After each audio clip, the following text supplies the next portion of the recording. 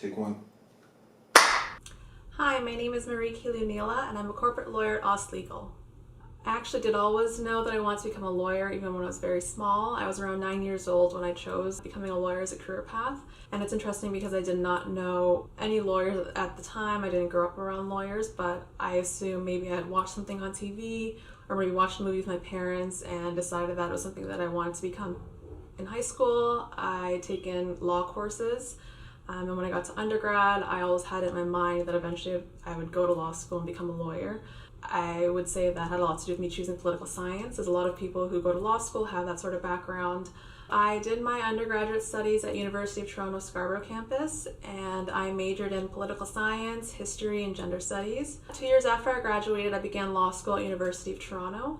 And I took a deep interest in the area of corporate law as well as Aboriginal law. So that was an interesting experience for myself, seeing as a lot of people would pose that as two opposites, but it was always an interest that I had, which is why I kind of focused on both areas. I would say there were definitely a few hurdles on my journey towards becoming a lawyer. I grew up in a very working class home, so I'd always had a job since I was 16 years old. I maintained a job throughout my undergrad studies, and even after I graduated. And in terms of financing law school, that was a very challenging aspect of my journey as well. And also particularly just not coming from a household where you have parents or even other family members who have university degrees. I'm actually a first-gen university student, and what that means is I'm the first in my family to earn a university degree, and I would say that definitely contributed to the challenge insofar as you don't actually have a blueprint or a template of how to do well in university or how to achieve the goals that you're trying to achieve for yourself.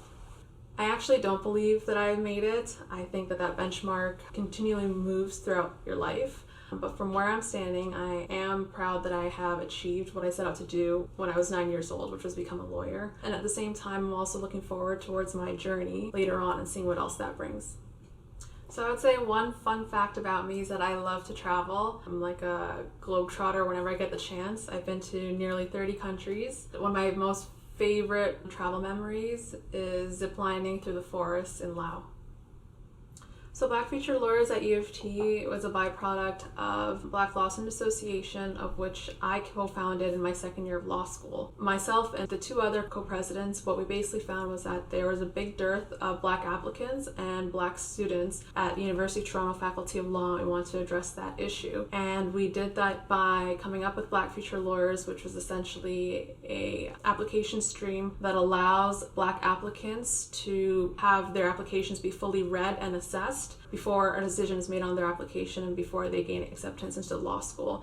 And what we really wanted to focus on was catching top quality candidates, top students that we may not have traditionally caught through U of T's original application stream. As of 2021, this is their first year of it being into effect, and I myself was involved with the process of reading through the applications this year, and it was very inspiring to see how joyful and how grateful a lot of the applicants were that there was an application stream where they felt like their voices and their applications could be heard and assessed fairly. Well, it was an interesting experience to say the least, seeing as that this is a long-standing issue on Bay Street.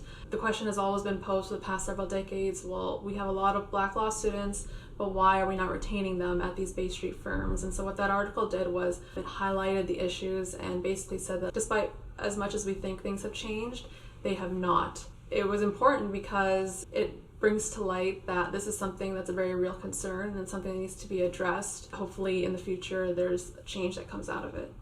Out of the many skills that are necessary for one to become an excellent lawyer, there are two that really stand out in my mind. And the first is determination, and the second would be persistence.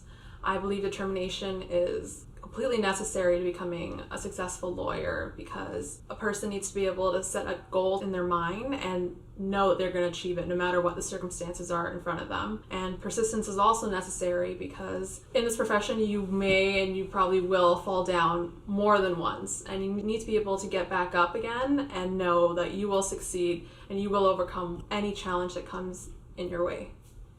The advice that I would give is to never, ever, ever count yourself out. It really pains me when I see people who automatically disqualify themselves without any basis. People who think they just can't achieve something because of the background they come from, lack of funds, whatever it might be. Just know that that hurdle can be overcome and it will be overcome. That is ultimately like my key piece of advice, because it all starts with the individual and all starts with you knowing that you can do whatever it is you wish to achieve in this world.